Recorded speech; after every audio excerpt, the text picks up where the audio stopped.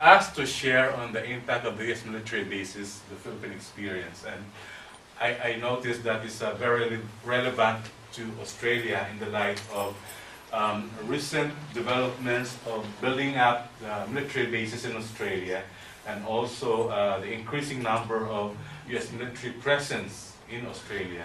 And I'm very happy to share with you the Philippine experience. The U.S. waged war of aggression against the Filipino people. The United States ensured that the economic, political, and the cultural facets of our country would still be tied up to the United States through various treaties and agreements.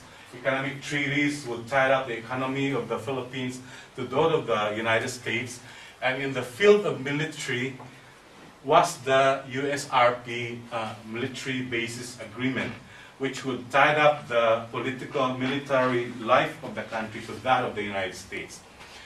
The U.S. military bases agreement was entered into in 1947, and under this agreement, the United States would develop military bases. I just would like to run down the issues relating to this,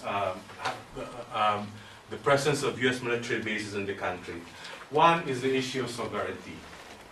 The military bases agreement provides the United States extraterritorial rights to the Philippines for actually 99 years. For a long time, we have pockets of land within our territory with the American flag.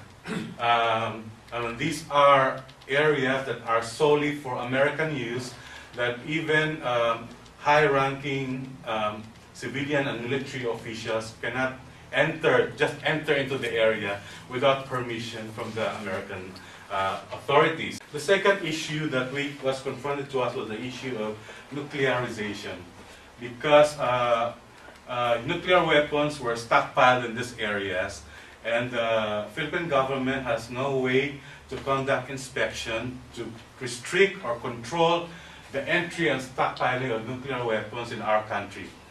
Also, the unrestricted entry of nuclear-powered, nuclear-carrying vessels, aircraft, and so on. That has put the country in danger not only of possible nuclear attacks by the enemies of the United States, but also possible nuclear disasters. The third issue is the issue of land. This huge area of military bases a large tracts of land belongs to the Aborigines of the Philippines, what we call the Aitas. And they were displaced because of the entry of the military bases. And right now, even up to this moment, the land hasn't been returned to them. The other issue is the question of criminal jurisdiction. The Philippine government does not have criminal jurisdiction over crimes committed by American servicemen. And there have been a lot of cases of allegations of rapes and so on, violations of and no justice has been done because they are not under the criminal jurisdiction of the Philippine government.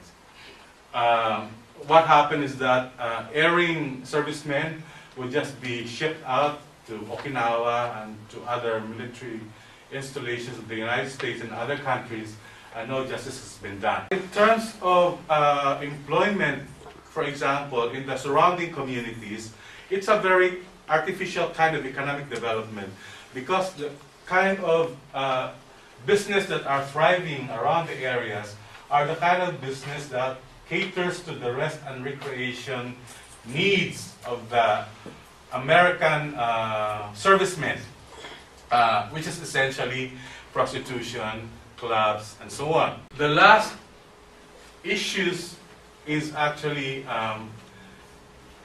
the fact that by hosting the bases, we carry the huge social cost of hosting the bases. One is the issue of repeated violation of our women and children, prostitution and so on, taking advantage of the poverty in the Philippines, and the women have to take that kind of employment, but that would mean the violations of our women. The issue of our Asian children, these are children that were abandoned by their fathers. It's one big issue actually in the Philippines. A lot of them. There's an institution there that gathers all these children, and their mission is to find the fathers, because mostly the fathers just leave these children. Now, the issue of drugs and criminality, that's one issue that has been very predominant in these areas.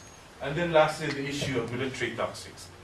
When the Americans left the bases, they left with them the legacy, the toxic legacy, that poisons not only the base areas, but also the communities surrounding the base areas.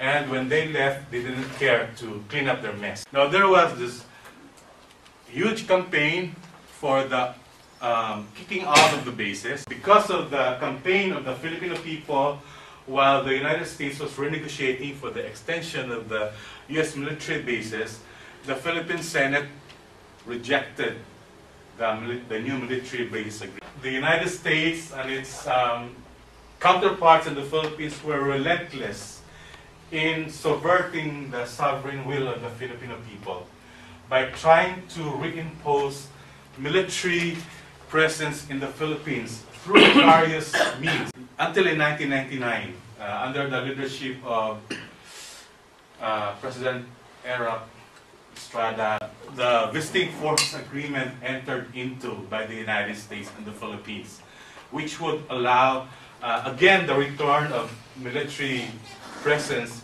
U.S. military presence in the Philippines.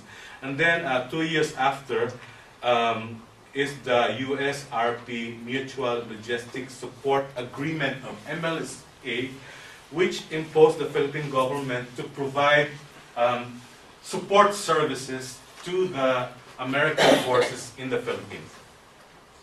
So we've been campaigning against it. The provisions of the VFA is worse probably with the military basis agreement.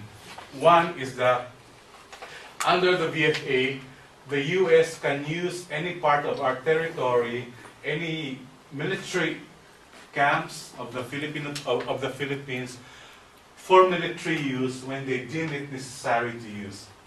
So that's one. At least under the military basis agreement, you have declared territory for the military basis agreement, but in the VFA, actually practically the whole archipelago can be used by the Americans if they find it necessary to use it militarily, and that's very dangerous. Second is that the entry of the and the stationing of American forces, no definite period of time. There's no restriction how many American forces can be stationed in the Philippines, and for the past 10 years they have been there. They call it a rotational basis, but at any given time they're there. The third was the entry of U.S. carriers and aircraft to the country. So that was banned in the past. Now they're back. And the fourth is the issue of U.S. war games. Under the VFA, we conduct bilateral war exercises with the United States. I think, according to Roland Simbulan, one of the academic writers in the Philippines, there were already 50,000 American soldiers that has entered the country under the war games.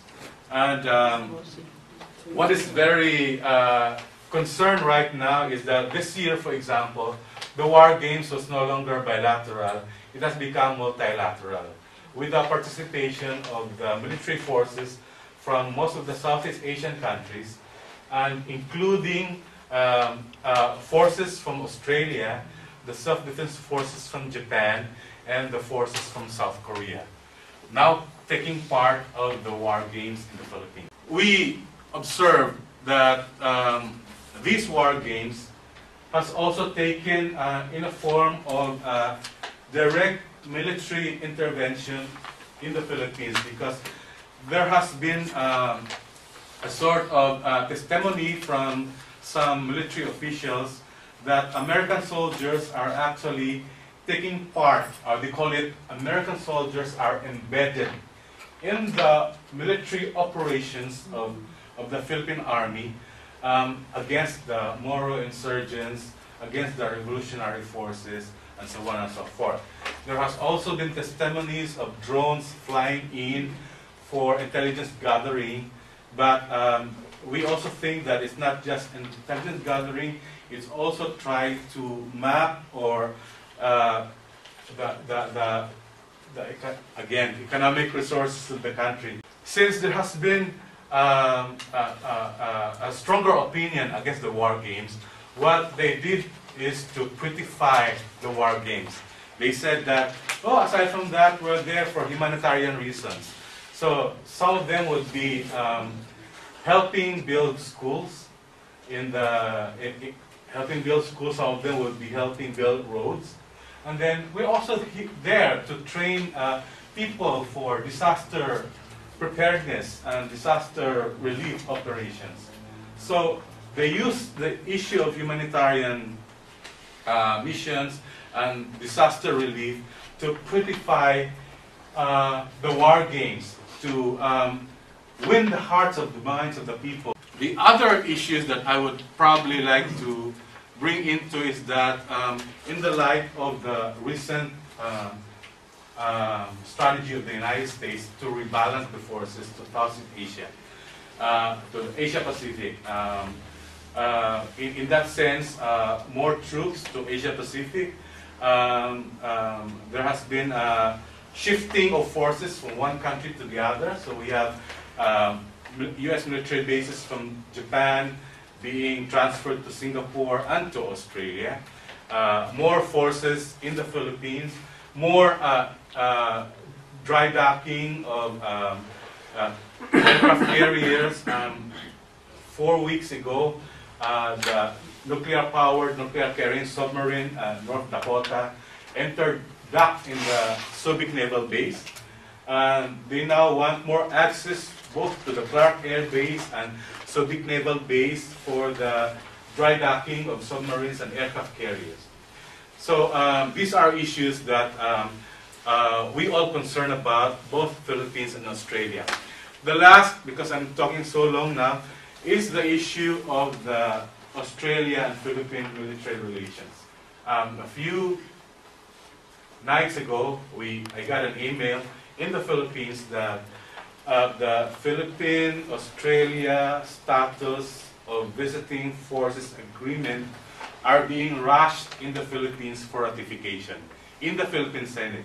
Actually, this agreement has been lying in the Philippine Senate since 2007, but suddenly they revived it and they're trying to rush the ratification in the Philippine Senate. Last night, I learned that some senators was able successfully to block the ratification of the treaty to July.